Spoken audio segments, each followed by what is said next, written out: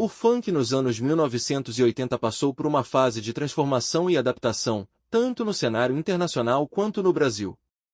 Nos Estados Unidos, o gênero evoluiu do funk tradicional dos anos 1970 para estilos mais eletrônicos, como o electro-funk e o Miami Bass, que se tornariam grandes influências para o funk brasileiro. Com batidas eletrônicas marcantes, sintetizadores e um groove contagiante, músicas como Planet Rockin' de Afrika Bambaataa e Soul Sonic Force, e Já um Hit do grupo Nucleus começaram a dominar as pistas de dança. No Brasil, o funk ainda não tinha uma identidade própria, mas já começava a se consolidar nos bailes das periferias, impulsionado pelas equipes de som como Furacão 2000, Cashbox e Soul Grand Prix. Essas equipes eram responsáveis por promover festas em clubes e quadras de comunidades, onde jovens se reuniam para dançar ao som das novidades musicais importadas dos Estados Unidos.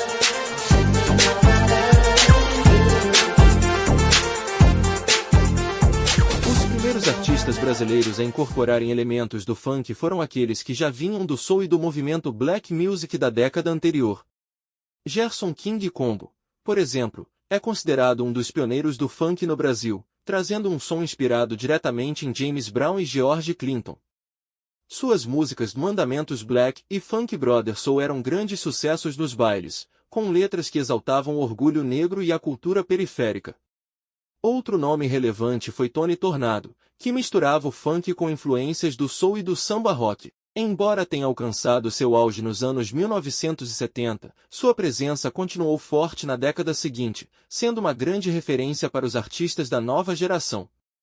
Além deles, Tim Maia, que já era uma estrela da música brasileira, continuou incorporando elementos do funk em suas composições, lançando hits como Sossego, Descobridor dos Sete Mares e Vale Tudo, músicas que tocavam constantemente nos bailes e nas rádios.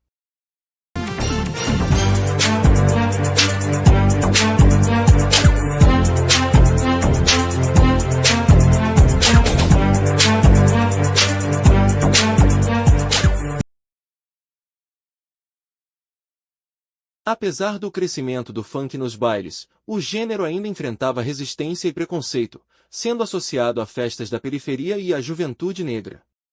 Muitas das músicas que faziam sucesso nas pistas eram importadas dos Estados Unidos, e os primeiros artistas brasileiros que tentavam inserir letras em português enfrentavam dificuldades para serem aceitos pelo grande público e pelas gravadoras.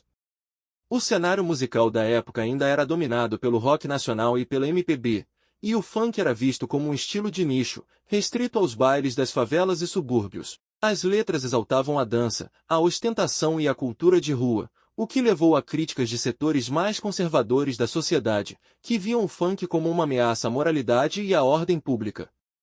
Esse estigma acompanharia o gênero por muitos anos, mas não impediu seu crescimento e popularização.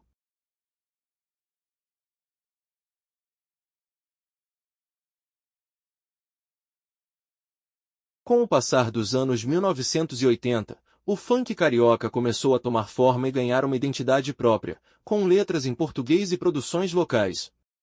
Os DJs brasileiros começaram a misturar as batidas do Miami Bass com samples de músicas populares, criando uma sonoridade única que logo conquistaria o público. Um dos primeiros grandes sucessos desse novo funk foi Melo do Tagarela, lançado em 1989, inspirado na música Rappers Delict do grupo Sugarhill Gang. Esse tipo de adaptação ajudou a consolidar o funk como um estilo musical genuinamente brasileiro, abrindo caminho para o movimento que explodiria nos anos 1990.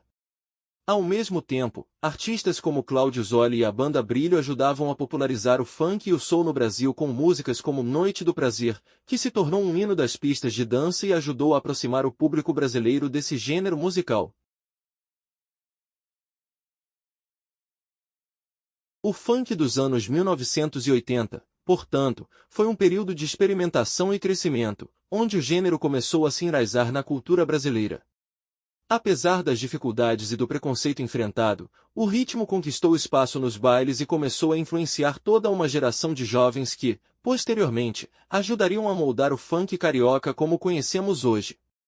As festas organizadas pelas equipes de som foram fundamentais para essa difusão, tornando-se um espaço de resistência e celebração da juventude periférica. No final da década, o funk já havia deixado de ser apenas uma importação da música americana para se tornar uma manifestação cultural própria do Brasil, pavimentando o caminho para a explosão do gênero nos anos seguintes.